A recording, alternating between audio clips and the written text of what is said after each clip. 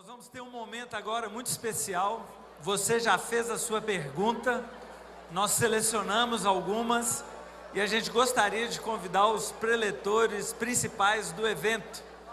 Então, por favor, preletores, podem subir. Richard, Michel, Marcos Madaleno, Diniz,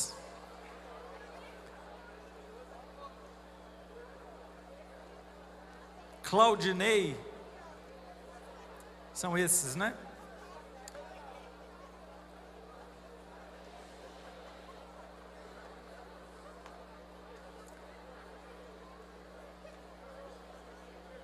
Michel Piragini, Fernando Diniz, Claudinei. Estamos lá. Muito bem. Nós temos uma pilha enorme de perguntas.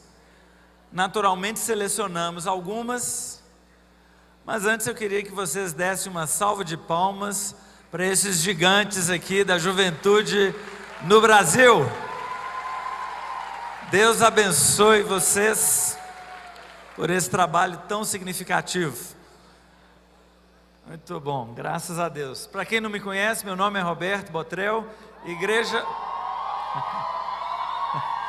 Igreja Batista Central de Belo Horizonte. Eu sei que vocês me amam, eu amo vocês também. Bom demais. Então vamos lá, uma pergunta, não é para todos responderem, é aquele que bater no sinal primeiro tem o direito de resposta. Qual foi a sua maior crise ministerial? Eu queria que um pastor contasse a sua maior crise ministerial.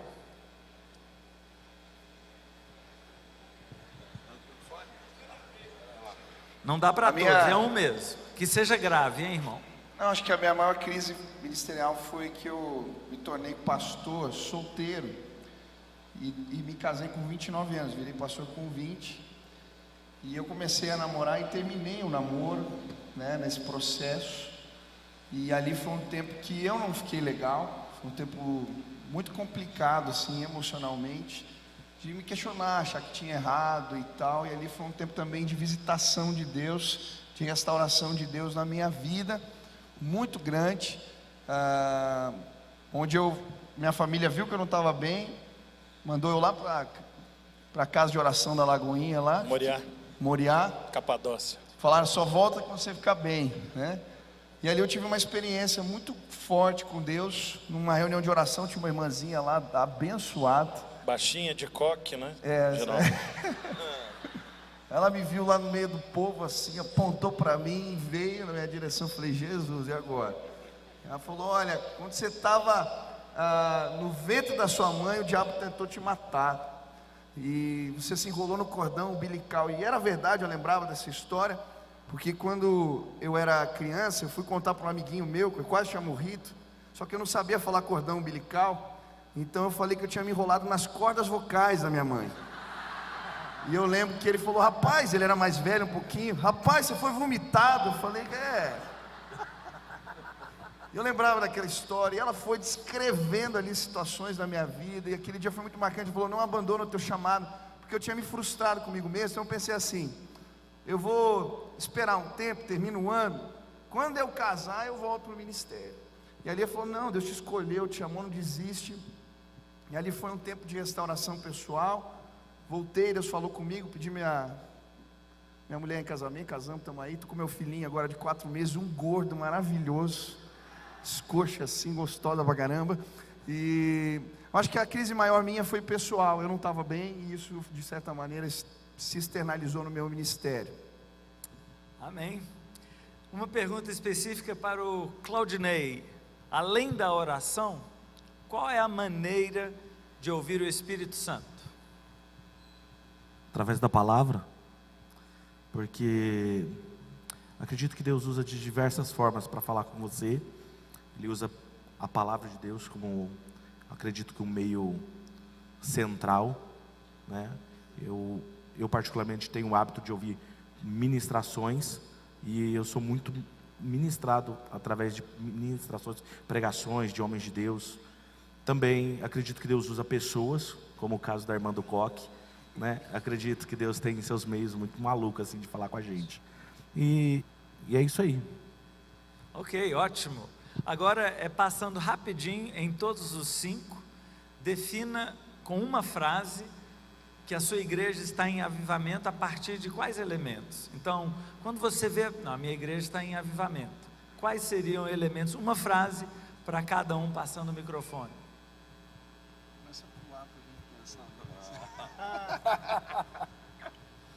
Quando ela transforma a sociedade. Ótimo. Quando vidas são transformadas e chegam aos pés de Cristo. Acho que é difícil ter uma resposta curta para isso, mas pela maneira como as pessoas se amam. Quando eu vejo gente aceitando a Jesus, sendo transformado, mudando de vida. Quando as pessoas são enviadas para o seu chamado de vida. Quando as pessoas são enviadas para o seu chamado de vida. Muito bom. Entre tantas bênçãos, também uma rodada para todos. Quais são as maiores dificuldades de ser pastor? Quando você é pastor, parece que você tem que ser infalível, né? Parece que você tem que ter um nível de santidade igual ao do sumo pontífice da igreja romana. E realmente é uma pressão que nós não podemos aceitar, amém? Essa pressão da infalibilidade, né? Só Deus e o Papa, não é isso? Não, né? Papa não, amém. Eu acredito que, né, eu acredito nisso que ele disse também, mas eu acredito no fato do desafio de você não cair no ativismo do ministério e acabar andando com o tanque vazio. Eu acredito que passa muito por esse terreno, de você se envolver com uma agenda muito grande, porque você tem um envolvimento com vários eventos, com pessoas, com a estrutura, com a organização, com aconselhamento, e você tem sua família, você tem filhos. Então, para mim tem sido um grande desafio, reorganizar minha vida, planejar, fazer atividade, enfim, acho que o grande desafio é lidar com uma agenda. A síndrome de Messias, você achar que tem que resolver tudo e não saber dizer não para as pessoas. Eu tenho muita dificuldade às vezes, porque você quer cuidar de todo mundo e essa é uma dificuldade grande, se enrola com o tempo, se auto-boicota por causa disso. Então acho que é uma questão, a gente não é o Espírito Santo, né? Nós somos servos de Deus, a gente tem que se posicionar, essa é a minha dificuldade. Antes de falar das dificuldades, eu quero só lembrar que tem muita coisa boa em ser pastor. E dentro das dificuldades, eu acho que equalizar e equilibrar o seu tempo, da família, às vezes o descrédito do pastor na sociedade. E eu acredito que as maiores crises, elas não estão, as maiores dificuldades não estão fora, estão dentro. E essa questão de sempre ser uma referência é um desafio para todo pastor, para mim também. Quando Paulo fala que ele esmurra o seu próprio corpo, para que ele, ensinando os outros, não venha ser encontrado desqualificado. Então você estar em constante reforma, reconstrução e perseguindo alvos maiores no sentido interno mesmo do seu coração, eu acho que é um grande desafio da caminhada do pastor. Ótimo. Agora uma pergunta é o seguinte, lembrando que o público é formado de líderes, que muitos têm o desejo de se tornarem pastores ou missionários de tempo integral, e eles estão querendo saber quais são as características ou alguns elementos que vocês procuram em candidatos, em pessoas que se oferecem, para recomendá-los para serem enviados ou para virem de tempo integral. Eu acho que esse vale também que cada um comente. Quais são os critérios então que vocês estão buscando nas pessoas para recomendá-los? Chegou o tempo de ser pastores. Começa daí, porque senão vai virar uma bagunça. O Richard renunciou ao direito de falar primeiro. Então, eu vou falar da nossa experiência, como nós identificamos e vamos indicando a caminhada para cada jovem que nós identificamos lá para se tornar o pastor. Primeiro, tem gente que pede para fazer o seminário, mas não fez ainda o curso de líder de célula. Os primeiros passos da caminhada do ministério, não está servindo em lugar nenhum, mas ele quer um púlpito para pregar. Então, acho que identificar os primeiros passos de todo crente é a primeira primeiro desafio, a primeira coisa que um jovem tem que observar. Depois ele tem que ter ovelha, tem que estar cuidando de gente, ele tem que ser identificado de alguma forma com resultados nessa área, com o ministério acontecendo, seja célula, seja discipulado, alguma coisa nessa direção. Eu acho que antigamente também a gente costumava indicar o seminário primeiro. Em nossa realidade nós temos indicado uma formação secular, que é importante, não simplesmente o seminário. Eu acho que é preponderante, a igreja que forma o pastor, mas o processo é importante. E dentro das qualidades da pessoa, o Bill Hybels, ele tem os 3 Cs que ele fala, que eu acho bem interessante, que é a competência, o caráter, e ele fala da combinação, a química dentro de que identificar com a igreja, com a visão local, com o seu líder. Tudo isso vai ser, eu acho que alguns elementos importantes na formação do pastor. E o Bill Hybels acrescentou o 4º C, né? Que é cultura da igreja. Alguém que faz parte da cultura, está sintonizado com ela, né? Bom,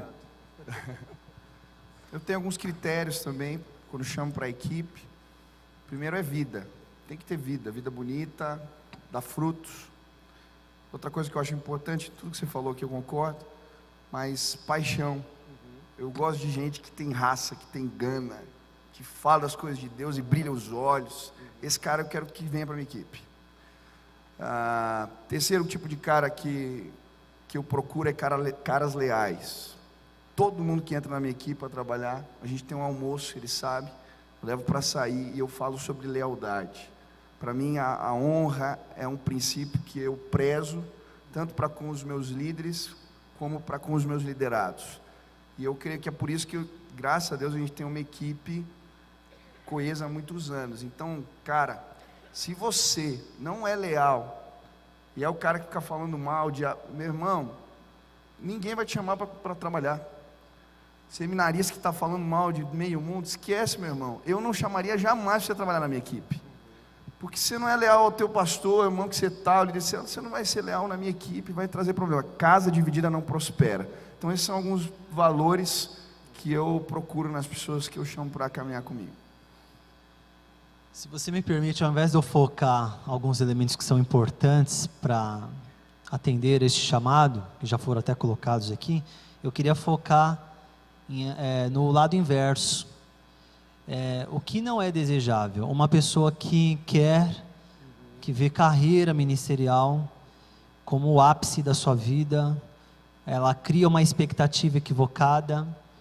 Eu não sei, de repente ela está buscando um reconhecimento, em alguns casos até ela está buscando monetário, imaginando que de repente é uma boa carreira para se ganhar bem, ou para receber reconhecimento, ou simplesmente para ter algum nível de poder social. Então muitas vezes ela não foi bem em alguma carreira e ela sente que ali, porque a igreja é um lugar, como alguém disse ontem, muito fértil para você se tornar dominador. E às vezes isso pode estar escondido. Então isso é importante ser observado, que a vocação ministerial é algo que vem de maneira muito clara e é uma vida de sacrifício, mas sacrifício com louvor, e não uma carreira para você ser reconhecido. Eu acredito no que foi falado aqui, e uma coisa que é muito forte para mim, e eu observo, para mim ministério, o chamado é o reflexo da própria vida da pessoa. Se ele é chamado, ele não vai fazer as coisas para aparecer para o pastor, né? Eu acredito que alguém pode fazer algo diante dos olhos do pastor, e isso é louvável, mas também eu procuro observar aqueles que faz quando o pastor não está olhando, e ele se doa por vidas, e aí inclui paixão, vida devocional, piedosa. E uma coisa que eu acredito que uma pessoa chamada para um ministério, ela tem que ter um equilíbrio, porque às vezes o cara que é chamado, ele se doa pra caramba ali com o ministério e deixa em casa a desejar. Para mim, eu acho que o cara chamado, ele tem que ser um equilíbrio, porque a primeira igreja dele é a sua casa. Então ele tem que ser um exemplo ali em casa, como também no ministério. um livro que fala exatamente dentro dessa linha que o Claudinei falou, que é muito legal, que falou de piedade e paixão. É um livro do Hernandes Dias Lopes, que fala piedade e paixão para quem vai exercer o ministério, essa combinação explosiva aí, muito bom. Eu creio que vocês já falaram praticamente tudo. O único elemento que eu gostaria de acrescentar é que muitas vezes a pessoa tem uma visão glamourizada do ministério pastoral e acha que o ministério é isso aqui, ó, é o púlpito, é estar na frente das pessoas, e o pastor, aquele que realmente tem uma vocação pastoral ou uma vocação missionária, ele tem que ser um apacentador. Tem que ser um apacentador. Tem que ser uma pessoa que, quando ela chega no ambiente, o ambiente é pacificado. E muitas vezes nós temos pessoas que elas é que começam as guerras dentro do ambiente. Elas é que fomentam, né, as facções, as dissensões, né, pessoa que fala muito, né, um boquirroto, né, o sujeito que não sabe a hora de promover a paz, só promove a guerra. Então, se você quer saber se você tem uma vocação pastoral, você tem que ser um apacentador, alguém que promove paz aonde está. Excelente. Então se preparem. Agora uma pergunta mais prática ministerial. Quando uma igreja está começando o trabalho com os jovens, jovens e adolescentes são considerados uma coisa só. Mas algumas igrejas grandes, como a própria Central, têm um culto único de jovens e adolescentes.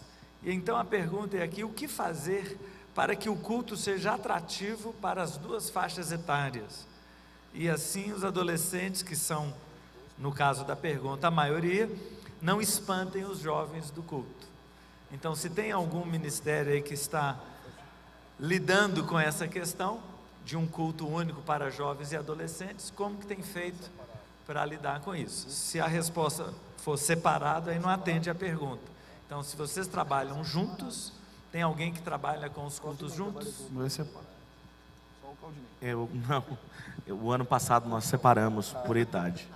Então, na verdade, eu acredito que foi, como o nosso grupo era muito pequeno, nós não tínhamos adolescentes e de repente eles foram se achegando e eles se entendiam entre eles. Eu também não tenho muita explicação de como fazer. Simplesmente nós procurávamos fazer um culto contemporâneo, pregávamos a palavra, tentava equilibrar a linguagem para o cara que é um profissional liberal e o adolescente, e a coisa acontecia. O ano passado tomamos a decisão de separar adolescentes e jovens, até para alcançar mais a idade, a linguagem, ser mais pontual. Tem um pastor meu muito fera aqui, o pastor de adolescentes, Osias, e está fazendo um excelente trabalho. Eu acredito que isso é importante, na minha visão.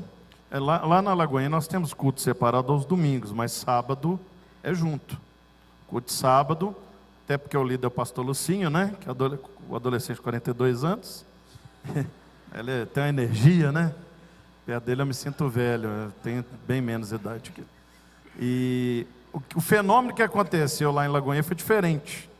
É porque antigamente não existia adolescente, né? A pessoa chega a 15 anos, tinha que virar engraxate ou vender jornal, já virava adulto automaticamente. Aí surgiu o adolescente, século passado. Agora, depois surgiu o pré-adolescente, uma subdivisão. Agora tem o pós-adolescente, que é aquele cara que já passou dos 18, mas parece Bob Esponja ainda. Ele trabalha, mas, né, tem um amigo retardado e tal, e tudo mais. Mas tem o sujeito, amém, é difícil, eu sei. Me identifico com a sua dificuldade também, de cuidar desse. O cara com 30 anos, mora com a mãe, né? Já acostumou, né? Tem faxineira grátis, É o Peter Pan, cozinheira grátis, né? Um Peter Pan mesmo. O cara não quer mudar de fase, travou. né? Ele muda todas as fases do videogame. Exatamente, ele só fica no PlayStation. E aí surgiu um fenômeno novo, que é um fenômeno recente, que são os jovens adultos. Que é o cara que ele não quer ser adulto, que ele se chama jovem adulto. Mas por que é jovem adulto? Porque ele ou não casou, ou casou e não tem filho. Então ele tem uma rotina de jovem, mas tem uma vida financeira melhor, tem um status melhor. Então ele não quer ser classificado ainda como adulto. Ele vai virar adulto quando o filho dele nascer. Aí se entra na vida adulta. Que aí acabou a sua programação, né? É o pequeno Minion lá que domina a casa. Meu caso são 2, né? E tem um que é roxo, que é pior ainda. Minion roxo são os piores. Enfim, vamos discutir aqui isso, né? Não é o tema. Mas nós temos um culto lá focado nesse público que acha que o culto está muito barulhento, a palavra está muito superficial e o pastor está meio retardado. É as 3 coisas que eles falam, né? Então você dá um culto com um louvor mais vencedores por Cristo, uma palavra mais Augusto Nicodemos e um pastor Carol Wojtyla, né? Não sei. E aí eles ficam bem, se sentem intelectuais, né? Respaldados. Na sessão de erudição, são felizes, tem a comunhão deles, toma caldo, né? E pronto. E aí aquela turma que ainda está na pegada, eles vão no outro culto, que ali sim, ali tem uma abordagem que vai pegar do adolescente até esse jovem que não é jovem, é adulto. Talvez a dificuldade que você está tendo é porque você ainda não criou um ministério de jovens adultos. Aí você fala assim, não, mais um, mais um, bem-vindo a esse mundo. Esse povo, se você não tiver um culto para eles, você pode mudar o culto tanto que você quiser, eles vão reclamar do culto, o que você fizer, eles vão reclamar do culto. Por quê? Porque eles estão numa outra pegada, eles estão numa outra vibração, né? E a gente tem que entender isso e criar um espaço para eles, tá? Ótimo. Mais alguém? Espero que isso não esteja passando ao vivo pela Rede Super, tá não? Ô Leozão, hoje é seu aniversário, viu? É o pastor dos jovens adultos, eu te amo. Salve de palmas pro Richard. Esse é o cara. Esse é o cara. Muito bem. Ok, uma questão antiga. Mais uma vez lembrando que são líderes, então a resposta é no nível acima do simples, para quem quiser responder. Você não acha que muitas vezes a igreja tem trocado seus valores para se tornar mais parecida com o mundo, com o intuito de atrair mais jovens? E quais os valores que deveríamos manter ou resgatar? Acho que a primeira discussão é o que são valores e o que é forma. Às vezes usar a linguagem da Babilônia não é usar a linguagem do mundo, porque a linguagem, o sotaque, a forma, às vezes na verdade a Babilônia copiou do Deus Criador. Então assim, se a gente vai falar de elementos da cultura... Aqui, já estão ligando para mim lá de Belo Horizonte, viu? Só para um jovem adulto. Então tem que ver o que é valor, né? Por exemplo, se a gente vai falar sobre ser pessoas que não amam, isso é questão de valor, não ser bíblico. Então a Bíblia para nós é um valor, não pode deixar, a gente não pode tentar substituir o insubstituível, né? Que é o que o Vinícius Zulá estava falando aqui. Cristo tem que ser central em tudo que a gente faz, mas as pessoas são diferentes, as manifestações são diferentes, a cultura, até o Tim Keller fala isso no livro Igreja Centrada, que a cultura, ela vai, na verdade ela vai revelar partes diferentes de Deus. Então, um exemplo muito tranquilo aqui, lá no mundo mais oriental, eles vão ter um problema muito sério com a nossa liberdade que nós temos com as nossas autoridades. Eles vão falar que isso é desonra, é deslealdade e assim por diante. Já no nosso mundo aqui ocidental, já aqui no nosso mundo ocidental, a gente vai ficar escandalizado com o autoritarismo que às vezes os líderes eles têm lá. E quando a gente observa as igrejas nesse lugar, como ela lida com essas formas, isso acaba nos revelando partes diferentes de Deus. Isso é, na verdade, uma questão de forma.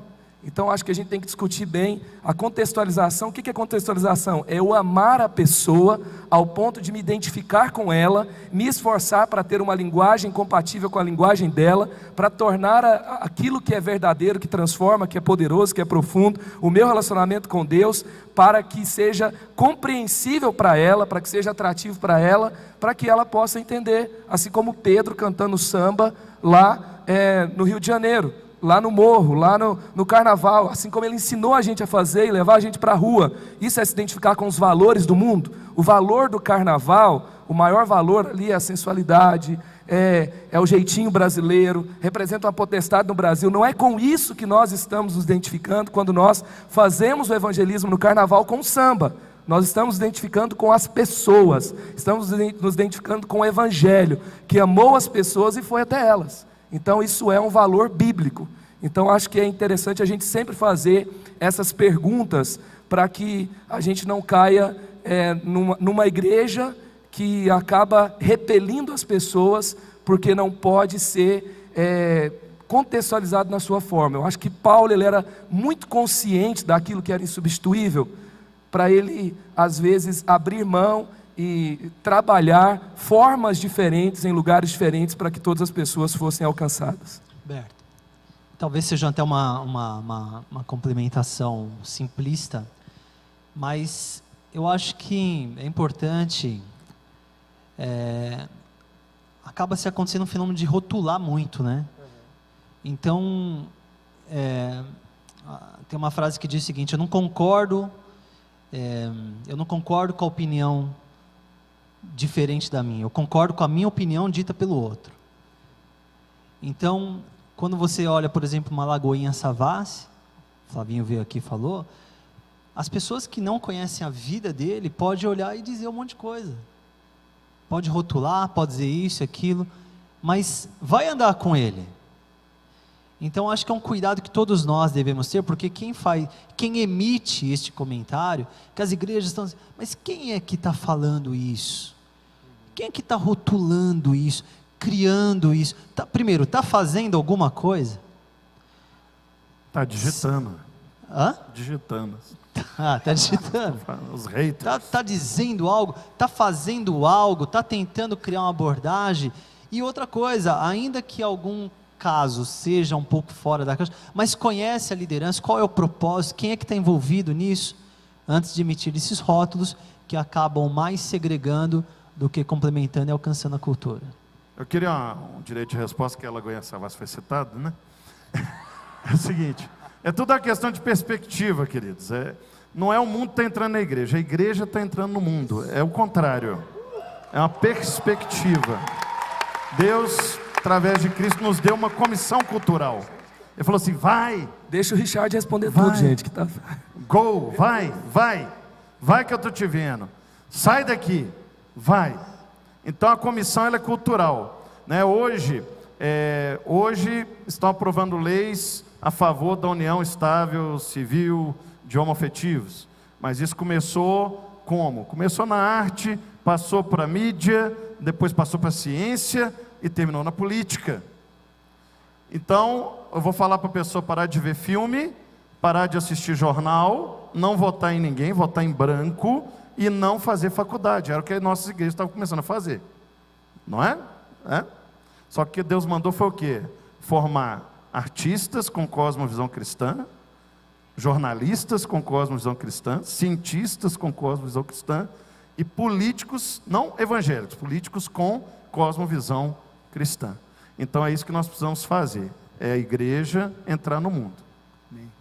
E deixa eu só... Muito bem. Eu gostei muito da palavra que a gente ouviu sobre a igreja local. E eu acho que a gente que está aqui tem que se atentar para uma estratégia do inimigo, que é desmoralizar a igreja, gente.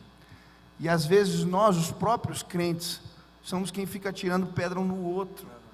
E a gente é motivo de vergonha e chacota. Eu vejo coisa no Facebook, eu falo, meu irmão, você não tem nada de bom para falar, fica quieto. Em nome de Jesus. Você não tem nada de bom. Para. Pastor aqui da minha equipe não pode comentar nada. Não importa se o cara fez errado contigo, não pode. Gente, casa dividida não prospera. Nós somos irmãos aqui. Quando a vitória é tua lá, eu comemoro, cara. Em nome de Jesus. Se teu irmão em pecado, ora por ele, irmão. Pede para Deus visitar. Ele não é servo de Deus. Deixa que Deus vai julgar. Ele está sob o juízo de Deus. Que é coisa, a Bíblia já diz, né? Coisa terrível é cair na mão do Deus vivo. O cara é pastor, está fazendo errado. Meu irmão, você não precisa fazer nada. Agora a gente precisa se atentar. Existe um movimento aqui de desmoralização da igreja. Fizeram uma pesquisa aqui em Curitiba, saiu com os meninos filmando, perguntando sobre Jesus. Todo mundo falou bem. Sobre a igreja, a gente ouviu cada absurdo. Só que as pessoas precisam participar da igreja para serem curadas, restauradas, transformadas. Vamos promover a igreja. Esse é lugar de cura, de restauração, de visitação de Deus. Oh, eu amo a igreja do Senhor Jesus. Amém? Amém. Glória a Deus. Permita, Ok. Roberto, só 10 segundos. Acho que é importante a gente criar cultura. Aqui tem muitos líderes que são amigos entre si. Quando a gente até perceber, por exemplo, eu tô passando da fronteira. Eu disse algo que, poxa, então chega em mim e fala comigo. Fernando, ó, você não acha que você pesou a mão nisso? O que você acha que sem julgar. E a gente acho que essa prática vai ser muito mais saudável e Jesus vai ser honrado. Amém, glória a Deus. Salva de palmas para os nossos pastores, preletores aí. Estende sua mão na direção deles agora e faz uma breve oração. Pode escolher qualquer um deles ou todos, mas vamos orar pelos pastores. Por favor, me incluam nessa.